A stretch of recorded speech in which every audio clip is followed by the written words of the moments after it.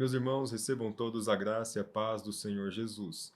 Seja muito bem-vindo a essa aula, da lição 4 da Escola Bíblica Dominical, lição dos adolescentes, aqui no segundo trimestre de 2024.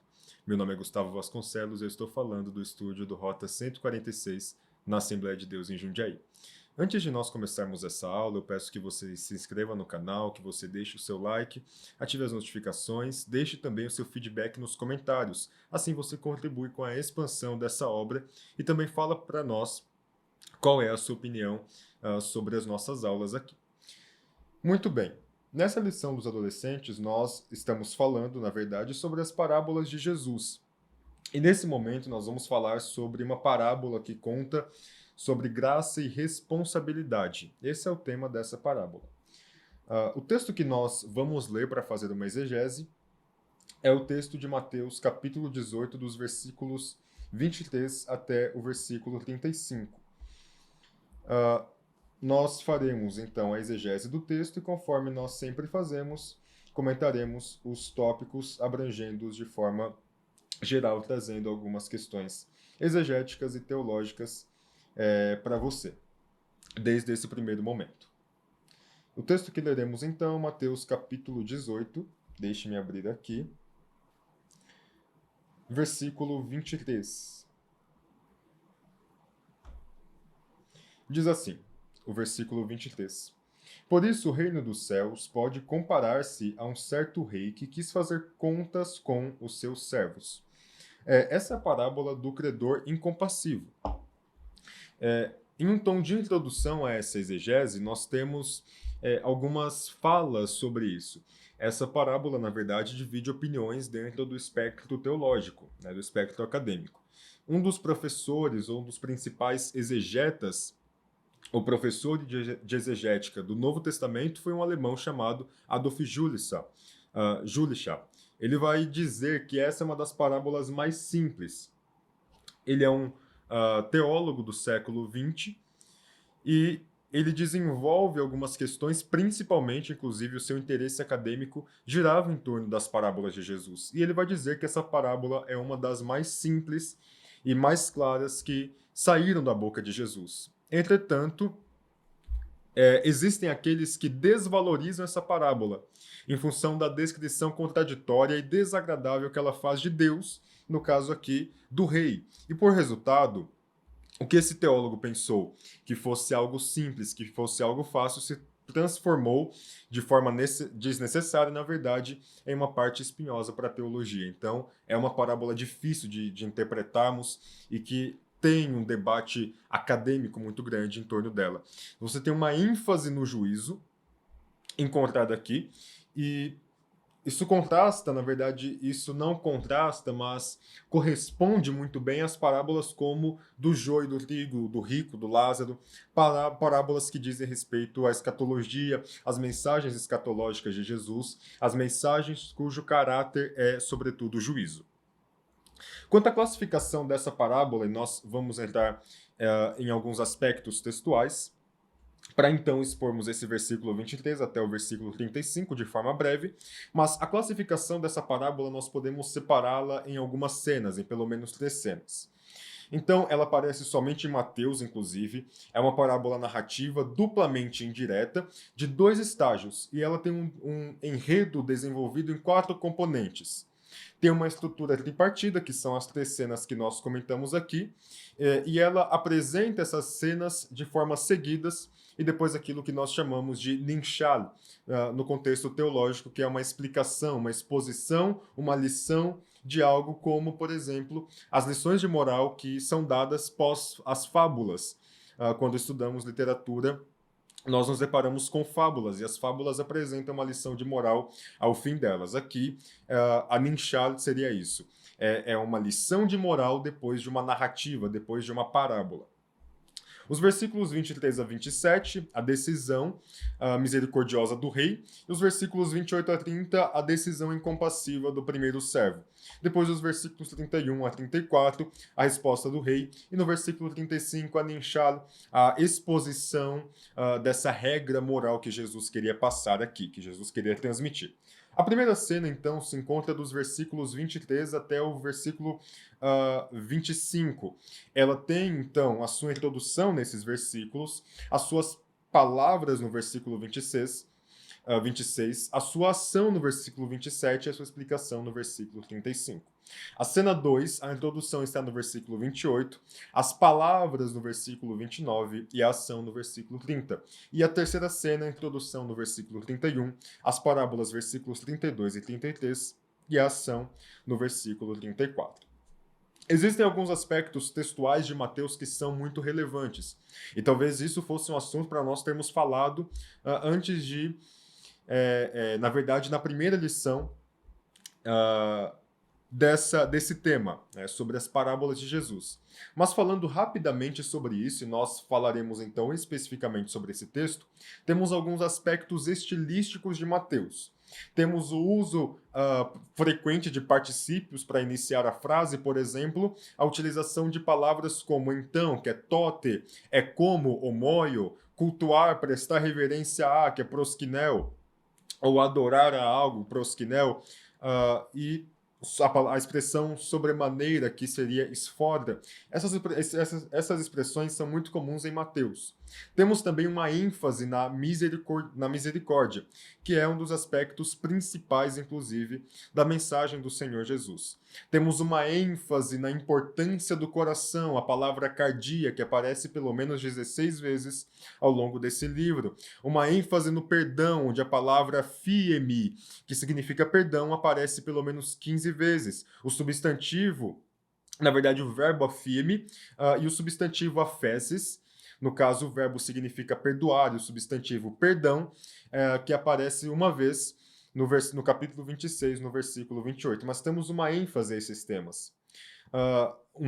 Uma contribuição de Mateus para a forma escrita de uma parábola específica, passagens diretamente relevantes para a parábola discutida em Mateus. Por exemplo, essa parábola nós temos um pano de fundo muito grande no Sermão da Montanha, nos capítulos 5, versículo 7, capítulo 6, versículos 12 a 15, temos a ênfase na misericórdia. Mateus trazendo parábolas que combinam, que se encaixam muito bem com o discurso de Jesus em outros momentos.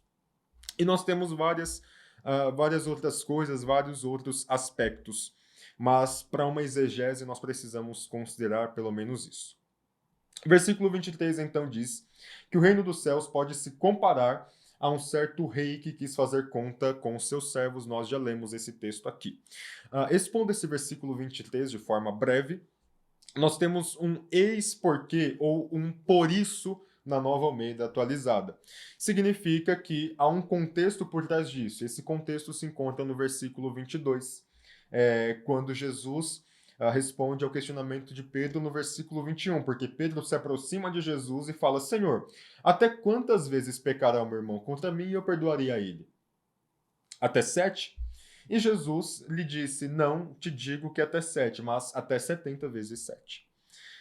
E por isso Jesus começa uma parábola, depois de ter dado essa resposta a Pedro. Então, o contexto dessa passagem, desse versículo, dessa parábola, na verdade, desse conjunto de versículos, dessa perícope, são os versículos 21 e 22. Nós estamos dentro da esfera da graça de Deus. Então, nós temos alguns personagens que aparecem aqui. O reino dos céus, que se compara a um rei, e ele quis fazer conta com seus servos. Os servos aqui, nesse caso, é cabível, é razoável nós afirmarmos que são auto-oficiais, na verdade, são oficiais de cargos elevados. Talvez sátrapas, talvez governadores provinciais, enfim. Mas o dever deles era cobrar os impostos reais em seus vários domínios, e ainda que a palavra usada no original às vezes tenha tal significado, não podiam ser escravos, melhor dizendo, ainda que a palavra no original às vezes tenha tal significado. Eram servos de grau elevado. Os servos foram intimados a comparecer diante do rei. É isso que Jesus está falando nesse versículo. Versículo 24, temos que: e começando a fazer contas, foi-lhe apresentado um que lhe devia 10.000 talentos. Versículo 25, E não tendo ele com que pagar, o seu senhor mandou que ele, a sua mulher e seus filhos fossem vendidos com tudo quanto tinha, para que a dívida se lhe pagasse. Então, nós temos um debate muito grande sobre o que significa esse talento. Que nós temos um talento ático, que é mencionado nessa parábola. Ele equivale a pelo menos 6.000 denários. E o denário, ele simboliza uma jornada, uma semana de trabalho. Um operário precisaria de 1.000 semanas para ganhar um denário. Então é muito dinheiro. Então, mesmo que esse servo que tinha uma dívida com o rei, se ele economizasse pela sua vida inteira, ele não conseguiria, provavelmente não conseguiria pagar a sua dívida. A dívida do homem, no versículo 24, era de 10.000 talentos, nós encontramos isso. É uma soma inimaginável. Existem alguns teólogos que fazem algumas conversões e William Hendrickson é um deles. Ele diz que essa quantia é equivalente a 10 milhões de dólares. Entretanto, existem outros comentaristas que dizem que conversões aqui, na verdade, não é que não sejam necessárias, mas que são vãs, que elas não chegam a um resultado muito específico, não chegam a um resultado relevante para a parábola, tampouco são extremamente especulativistas. Mas essa ideia dos 10 milhões de dólares é muito comum quando se fala do versículo 24. De qualquer forma, a ênfase aqui é que a dívida desse homem, desse servo ao seu rei, era inimaginável. 10.000 talentos era muito dinheiro. Então, o que ele deveria fazer? Deveria vender a sua mulher e os seus filhos, tudo que tinha, para que ele pagasse a dívida. Nós temos essa prática como muito comum no Oriente, inclusive, no Oriente Médio. Temos passagens que falam sobre isso em Êxodo, capítulo 22, versículo 13, em Levítico, capítulo 25, segundo o livro dos Reis, capítulo 4, nós nos deparamos com essa cena, Neemias, capítulo 5, versículo 5, um sermão de Isaías, no capítulo 50, versículo 1, Amós, no capítulo 2, todos eles tratam sobre esse assunto. E não somente eles, mas um filósofo grego chamado Diógenes fala sobre isso. Então era uma prática comum no mundo antigo. O homem vendia os seus filhos, a sua mulher e tudo que tinha para pagar uma dívida. Então o rei faz essa ordenança. Ele profere a sentença, mas nada está concluído ainda. É importante nós falarmos isso. Ele não executou a sua sentença ainda. Mas a situação do servo era trágica. Ele deveria vender a sua família. Versículo 26, então aquele servo prostrando-se, o reverenciava, dizendo: Senhor, seja generoso para comigo, e tudo te pagarei. Senhor, versículo 27, então o Senhor daquele servo, movido de íntima compaixão, soltou-o e perdoou-lhe a dívida. Então o servo cai prostrado diante dos pés do rei, de seu senhor. Ele se vê completamente fulminado porque ele compreende a gravidade daquele castigo, ele perderia sua família, perderia quem amava. Entretanto, ele não nega que devia isso, porque ele sabia que devia, e nesse caso não tinha o que fazer, isso vai ser relevante para nós mais para frente no tópico 1. Ele não se preocupa em falar para o rei como que ele chegou a esse estado. Ele aceita o seu estado, ele sabe que ele chegou àquela dívida. E agora a única coisa que lhe sobrava fazer era pedir perdão ao rei. Ele estava consciente disso. Estava consciente que havia pelo menos, ou na verdade, apenas uma porta de saída. Talvez contar com a sorte, se prostrar e dizer ao rei que lhe perdoasse. Inclusive, ele sabe da sua posição diante do rei, ele sabe que o rei é superior a ele. Isso vai ser muito importante para nós. E o rei, vendo aquela cena, se moveu de íntima compaixão. Então, ele perdoa completamente a dívida do servo. Por quê? Porque era um homem que tinha compaixão. E ele concede a ele muito mais do que ele havia perdido e livra-o daquele castigo. É um ato muito nobre do rei. É isso que Jesus quer enfatizar. Agora nós temos um problema que é apresentado a partir do versículo 28. Versículo 28 diz o seguinte: Saindo, porém, aquele servo encontrou um dos seus conservos que lhe devia 100 dinheiros. E lançando mão dele, sufocava-o, dizendo: Paga-me o que me deves. Então seu companheiro, prostrando-se aos seus pés, rogava-lhe, dizendo: Seja generoso para comigo, e tudo te pagarei. Ele, porém, não quis, Antes foi encerrá-lo na prisão até que lhe pagasse a dívida. Vendo, pois, os seus conservos o que acontecia, contristaram-se muito e foram declarar-se ao seu senhor tudo, e foram declarar ao seu senhor tudo o que se passara. Então o senhor, chamando-o à sua presença, disse: Servo malvado, perdoei-te de toda aquela dívida porque me suplicaste. Não devias tu, igualmente, ter compaixão do teu companheiro, como eu também tive misericórdia de ti? E indignado, o seu senhor o entregou aos atormentadores, até que lhe pagasse tudo o que devia. Você vê, então, que o servo não aprende com aquela lição, com aquele caso, com esse contexto aqui que é apresentado. Ele estava diante de uma dívida, foi perdoado e a sua dívida era, lembre-se, inimaginável. Mas agora ele encontra um conservo que tem uma dívida muito menor do que a sua, mas ele não o perdoa, ele não aprende nada com aquilo. Ele foi perdoado, mas ele não perdoa. O que Jesus quer passar aqui no versículo 35 é o seguinte: Assim vos fará também meu Pai Celestial, se de coração não perdoares cada um a seu irmão as suas ofensas. Nós seremos lançados aos atormentadores. Não há lugar no céu, não há lugar diante da glória de Deus, sem que haja perdão. Essa é a Ninchal, é essa a ideia que Jesus quer passar aqui, que nós precisamos do perdão, mas que ao mesmo tempo nós somos perdoados. E como nós somos perdoados, a nossa primeira ação, a nossa primeira atitude deve ser corresponder ao perdão que recebemos ao perdoar aqueles que nos devem também.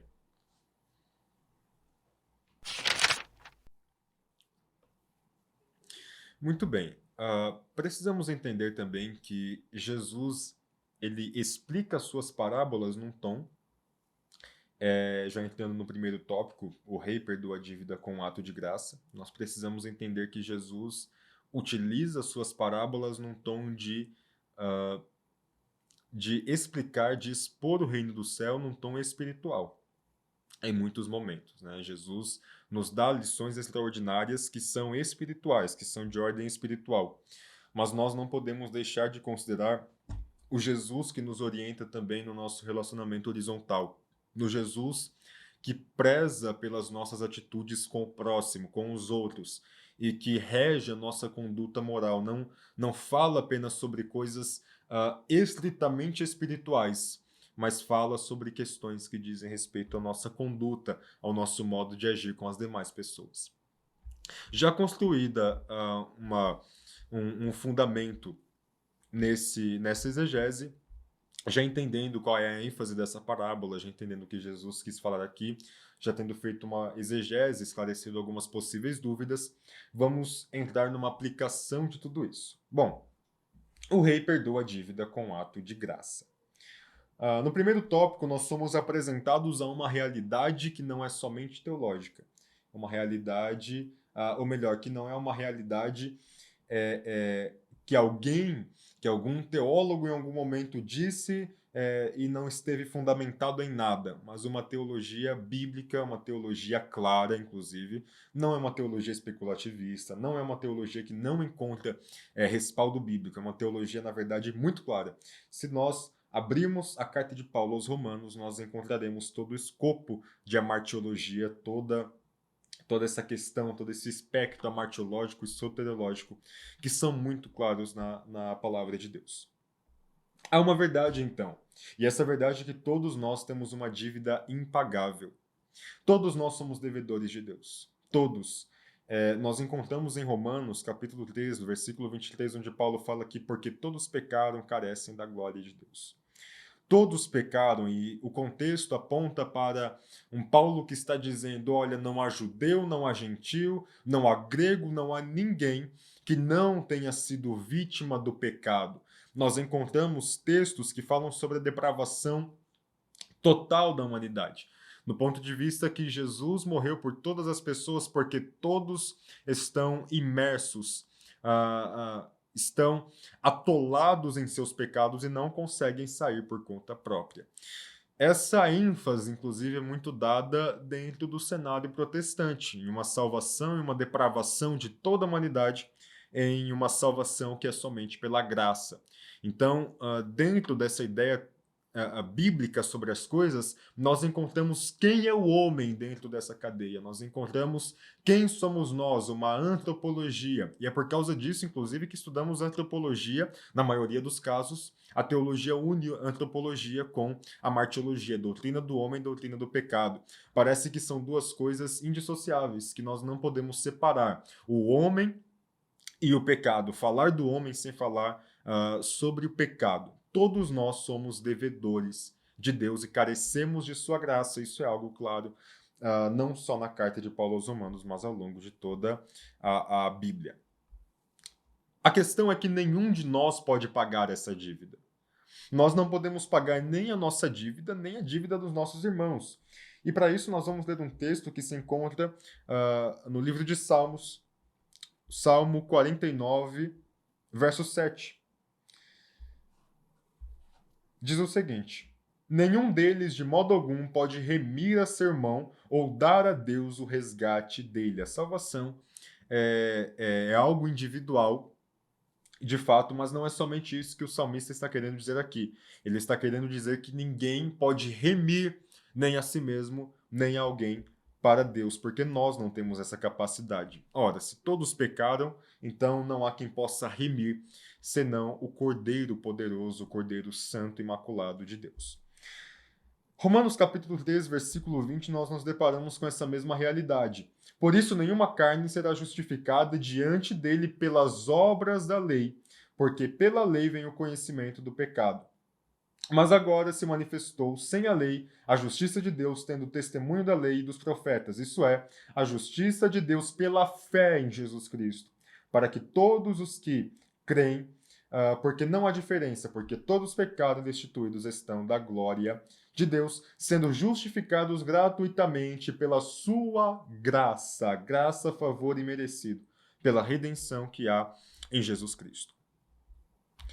Então é por causa do sacrifício expiatório de Jesus que a nossa dívida foi paga e nós recebemos a justificação pela fé que nós temos em Cristo. Mas tudo isso é um ato da multiforme, sublime, poderosa graça de Deus que nos alcançou, ainda que nós não merecêssemos. De modo que, por meio do sacrifício do Senhor Jesus, a nossa dívida foi paga, o Rei nos perdoou em favor de todos aqueles que creem na santa pessoa de Jesus.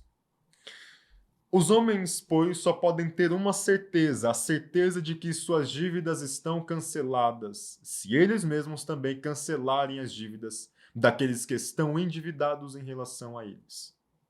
Isto é, só podem experimentar a certeza do perdão se estiverem dispostos a perdoar os pecados que foram cometidos contra eles. Isso trazendo já o tom da Ninshal, do versículo 35, da exposição de tudo isso. Quando nós olhamos para isso, nós percebemos que se todos pecamos, a nossa principal atitude deve ser perdoar o pecado das pessoas. Mas a ênfase desse primeiro tópico é a depravação total, geral da humanidade, onde todos têm uma dívida impagável. Agora, olhando para o subtópico 2, que todos carecemos de uma atitude graciosa, nós encontramos já um respaldo um pouco mais da parábola. O rei, movido de compaixão, perdoa a dívida contraída e libera o servo para viver em paz o resto de seus dias com sua família. Assim como o rei, o nosso Deus, por sua graça, bondade e generosidade, resolveu perdoar nossa dívida, enviando o seu Filho para morrer pelos nossos pecados. De modo que nós podemos nos reconciliar com Deus. Deus perdoou todos os nossos pecados e anulou a conta da nossa dívida com todos os regulamentos que nós éramos obrigados a obedecer. Ele acabou com essa conta pregando-a na cruz. Fazendo uma citação de Colossenses no capítulo 2, que é inclusive um dos textos mais fantásticos de Paulo. Fantástico do ponto de vista que é um dos textos mais formidáveis de Paulo sobre a história da salvação. Paulo aponta para muitas questões que são características de Jesus. Na verdade, no capítulo 1 de Colossenses, nós podemos enxergar isso. Ele faz uma oração pela igreja, diz que ora por eles para que eles conheçam mais a Deus. E no versículo 13, Paulo começa a falar de Jesus. Ele fala que Jesus nos tirou da potestade das trevas, nos tirou e nos transportou para o reino de seu Filho, na verdade, Deus, né? Nos tirou da potestade das trevas e nos transportou para o reino do Filho do seu amor, em quem temos a redenção pelo seu sangue, a saber, a remissão dos pecados.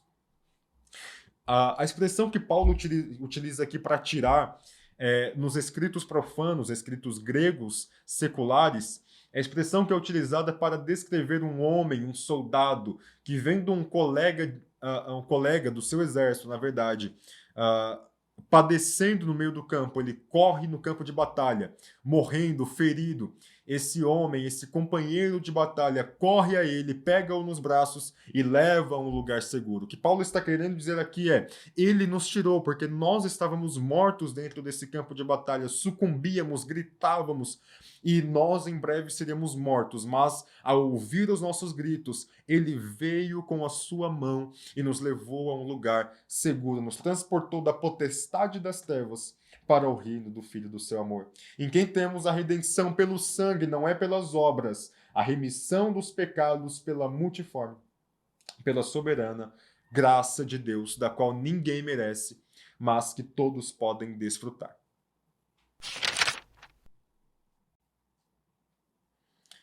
Queridos, nesse segundo tópico falaremos sobre o servo perdoado que negou perdão ao seu próximo. Apenas falando um pouco sobre a quantia, ainda que fosse uma hipérbole, ainda que fosse um valor muito exagerado, não era uma pseudo-realidade, tá? Não eram valores inconcebíveis, são valores altos, talvez inimagináveis, mas são valores que aparecem, por exemplo, em Esther, no capítulo 3, no versículo 9, a promessa feita por Amã de pagar 10.000 talentos ao tesouro do rei. Flávio Joséfo diz que Pompeia cobrou mais de 10.000 talentos dos judeus depois da sua conquista. Mas esse uso de 10.000 talentos sempre está associado a coisas grandes e reais, né? O tesouro real. Essa hipérbole, então, pode ter vindo, alguns dizem, tanto de Mateus quanto do próprio Jesus. Tá? Mas o tema central é, então, que a dívida era tão grande que não havia qualquer possibilidade do servo poder quitá-la. Inclusive, é difícil nós sustentarmos a ideia de que, assim como alguns teólogos afirmam que essa hipérbole era de Mateus, porque Jesus tinha muito bem o conhecimento da cultura judaica. Nós não temos razão para duvidarmos disso, e na verdade a ênfase que Jesus queria dar era do tamanho da dívida. De qualquer forma, o texto foi inspirado pelo Espírito Santo e apresenta essa informação para mostrar o nível, a grandiosidade da nossa dívida. Tá? E nós nos encontramos agora com o paradoxo ou com o problema da história. O servo que foi perdoado não queria perdoar o seu próximo. O servo ficou feliz, saiu vitorioso da audiência do rei, mas ele encontra um companheiro de trabalho, servo como ele, que lhe devia. E em comparação com a sua dívida, era um valor insignificante, eram 100 moedas de prata. Entretanto, para a surpresa de todas as pessoas que testemunhavam, o servo agraciado pelo rei se mostrou insensível. Ele não perdoa a dívida do seu companheiro de trabalho. O ensinamento de Jesus nessa parábola é, sobretudo, contra-intuitivo. É a expressão mais contundente da forma que os cristãos deveriam levar as suas vidas, deveriam agir. Ao invés de insistir nos seus próprios direitos, os cristãos devem ser distribuidores permanentes de misericórdia e perdão. E isso é lindo dentro do Evangelho. Eles refletem o caráter e o tratamento que Deus dispensa ao povo, de modo que, ao liberar perdão, ao perdoar alguém, eles estão refletindo o caráter da glória de Deus, o qual é misericordioso, é plenamente misericordioso. Isso é uma parte da ética do Novo Testamento. É uma ética que é responsiva e reflexiva. Nós reagimos ao ato inicial de Deus, e lembre-se que salvação é somente pela graça, e a graça, a salvação, como nós lemos em Salmos, No Salmo 49, o homem não pode redimir a si mesmo nem redimir ao seu próximo. Somente Deus pode redimir o homem, somente Deus pode purificar o homem. E a ética do Novo Testamento gira em torno disso. Somente Deus pode fazer, de modo que o ato inicial vem em parte de Deus. Mas, quando nós somos perdoados, nós também devemos liberar o perdão, porque nós recebemos esse ato gracioso de Deus. Entretanto, o perdão e a misericórdia são muito, muito raros em nossas igrejas. Mahatma Gandhi, inclusive, disse que somente os fortes têm a capacidade de perdoar. A questão é que não necessariamente os fortes têm a capacidade de perdoar. Na verdade, quem tem a capacidade de perdoar são os fracos que reconhecem que são fracos. Porque fracos que reconhecem que são fracos, reconhecem que dependem da graça de Deus. E quando olhamos para a nossa vida e a colocamos diante do espectro da glória de Deus, quando nós comparamos a nossa vida, as nossas atitudes, com a atitude de Deus por nós, com a postura de Deus em relação a nós, nós desenvolvemos esses princípios éticos, essas prescrições contra-intuitivas dentro dessa parábola, essas expressões contundentes de como deve ser o modo de conduta, de vida do cristão. Precisamos, então, ser misericordiosos. É um erro que nós limitemos essa parábola apenas a um nível espiritual e ignoremos todo esse viés que diz respeito às nossas relações interpessoais. A misericórdia vai além do perdão. É quando nós sentimos a dor do próximo, ela se estende à falta de compaixão pelas pessoas em situação econômica desesperadora, aqui no caso da parábola. Precisamos interpretar essa parábola, então, como uma alegoria das circunstâncias econômicas modernas de alguém, mas não apenas isso, mas numa teologia baseada na compaixão e na misericórdia. Talvez nós tentemos, pegando esse gancho que nós falamos, sobre interpretar essa parábola como uma alegoria de circunstâncias econômicas, talvez possamos fazer uma interpretação aqui que diz respeito a controlar as suas dívidas. Mas não é só isso. A teologia geral disso é a compaixão, é a misericórdia, é sentir a dor do próximo, é a empatia. E algo além da empatia, perdoar porque foi perdoado, é um coração renovado, um coração tratado. E ela precisa ser aplicada em todas as circunstâncias, em todas as áreas da vida. O testemunho do reino é evidente quando as pessoas são libertadas de dívidas opressoras por meio do perdão. E isso é lindo, queridos. O testemunho do reino de Deus, a ênfase da mensagem de Jesus, é expressa, é evidente, é clara quando as pessoas são libertadas de dívidas opressoras por meio do perdão. O perdão cura, o perdão evangeliza, o perdão mostra o caráter de Deus. A misericórdia do reino se manifesta, então, quando as pessoas são salvas de situações desesperadoras, tanto no aspecto econômico quanto em outras áreas da sua vida.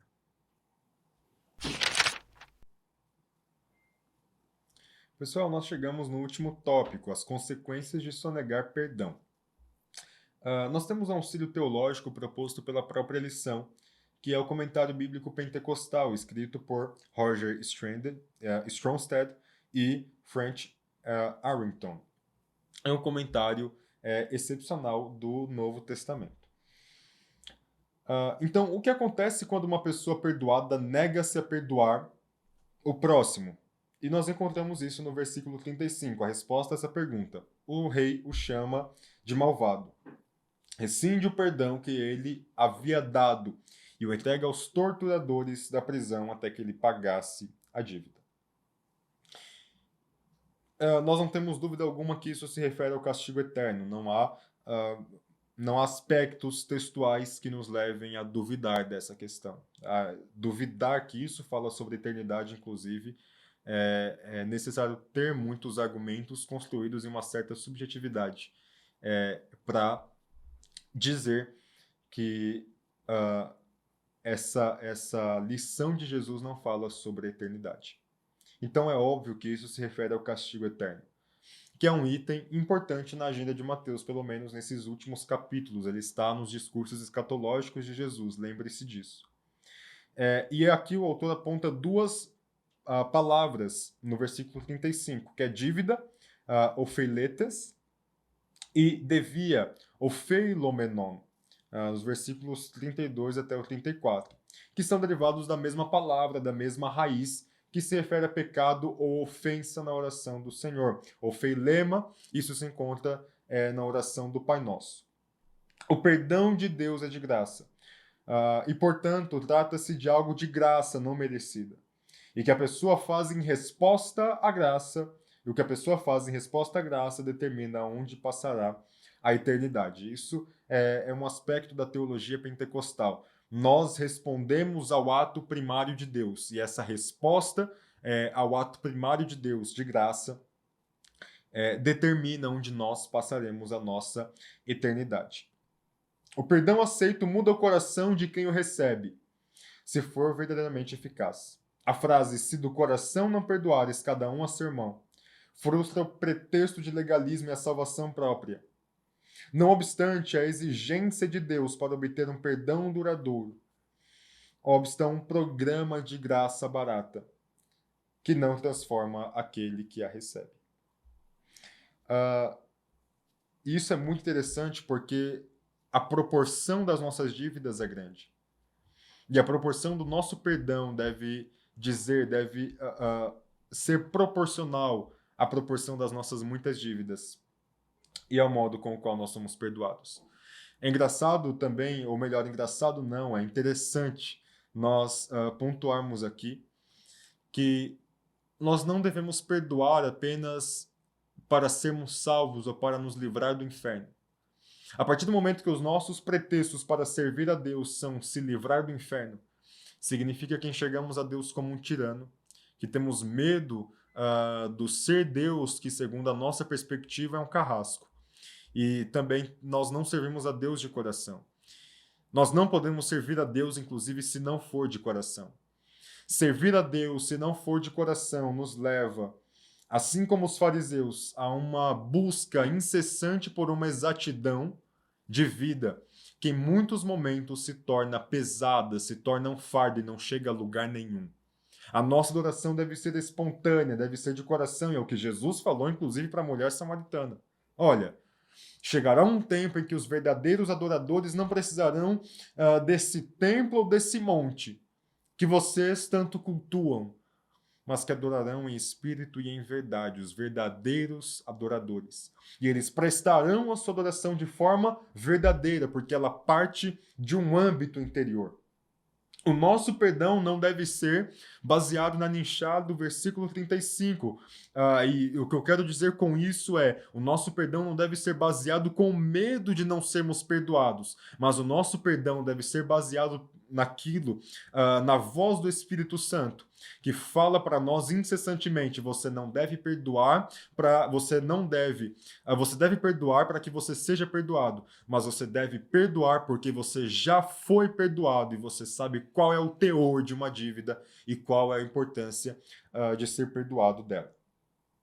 Esse texto frustra muitas ideias de legalismo, de salvação própria, porque o rei é aquele que perdoa. Então, Deus é aquele que perdoa o homem.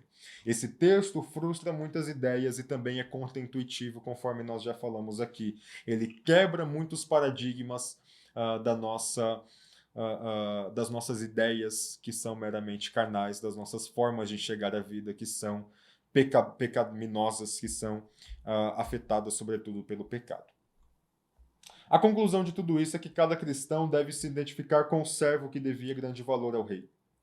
De modo que ele sabe qual é a sua posição, sabe que é devedor, sabe que precisa da graça, sabe que precisa do perdão. E que todo aquele que recebeu perdão deve estar pronto a perdoar quem quer que esteja em débito. E deve fazê-lo de todo o coração. Você foi perdoado para ser um perdoador.